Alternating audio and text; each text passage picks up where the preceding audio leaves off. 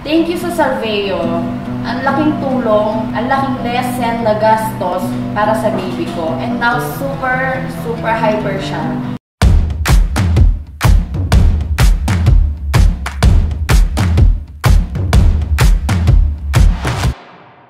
I'm Ashley Due.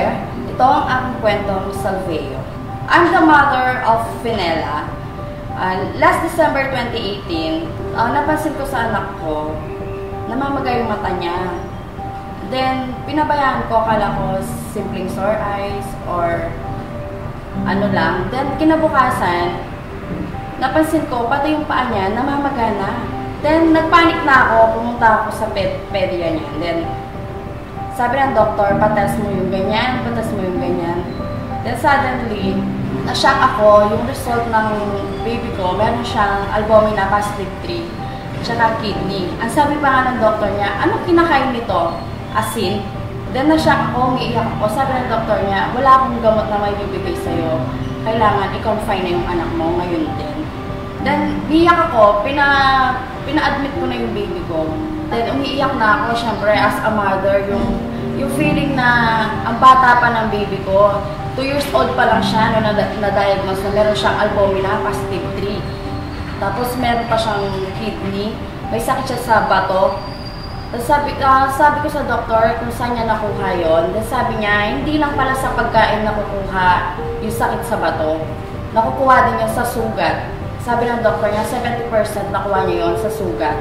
Kasi meron siyang sugat, then kala ko simple lang siya. Ngayon pala, yung sugat na yun, direct siya sa bato, hindi lang sa pagkain. Then, ang dami namin nagastos noon. Kasi, malala na siya, ganon. Pero 5 days lang kami sa hospital, ang galing ng doctor niya. Gumaling siya. Pero sabi niya, after 1 week, balik kayo, follow-up check-up. Kala ko simpleng follow-up check-up lang. Then, na-shock ako yung binayad ko sa hospital, 4K, check-up lang ng baby ko, di ba? So, hindi ko alam kung saan nakukuha ng papa-check-up ng baby ko. Every month, sabi ng doctor niya, every month. Pero nangyari, every 2 weeks, every 1 week. Nagpapa-check up kami. Hindi ko alam saan nakukuha ng 4,000, di ba, weekly, sa simpleng trabaho lang ng asawa ko. Then, nagtrabaho ako, then, sabi ng coworker ko, bakit di ko try ang Salveo para malesen yung aking gastos, kumbaga. Kasi, 1 month pa lang ako dito sa work na to. Nagpapaalam ako, mag-absent po ako bukas. Ipapa-check up ko yung anak ko. Then, ma'am, uuwi na po ako kasi yung anak ko, kailangan kong daling sa doktor, ganyan. Sabi sa akin, bakit hindi mo itry yung Salveo? So ako naman, wala naman mawawala sa akin, tatry ko yung Salveo. Pinatake ko sa baby ko, ginawa ko, inahalo ko siya sa Milo, ganyan, para hindi niya masyadong malasahan. So, iniinom naman niya. Then, after 1 month, pagbalik namin sa doktor, sa pag-inom niya ng Salveo, sabi ng doktor niya, wow.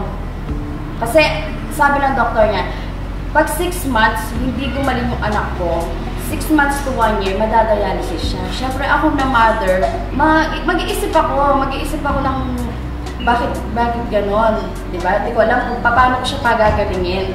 So, nag-try talaga ako ng Salveo. After 1 month, yun nga, pagdating namin sa doktor, sabi ng doktor niya, ang bilis ng paggaling ng anak ko. Ang ginawa ko, hindi ko sinabi sa doktor niya, pero binigyan niya pa rin siya ng gamot. Ang ginawa ko pa nun, hindi ko pinainom ang gamot na binigyan ng doktor. Nag-pure Salveo ang anak ko. After 6 months, hindi na siya umiinom ng gamot. Then, nung i-check up siya ulit ng doktor niya, wala nang sakit yung anak ko. Hanggang ngayon, 3 years old na siya, hindi ko na siya binalik sa doktor niya. Yan. Kaya para sa mga mom na katulad ko, na meron din sakit yung mga anak nila, or kahit hindi pa sa mga anak nila, try nyo lang po. Wala naman mawawala sa atin, malilesen pa yung gastos natin.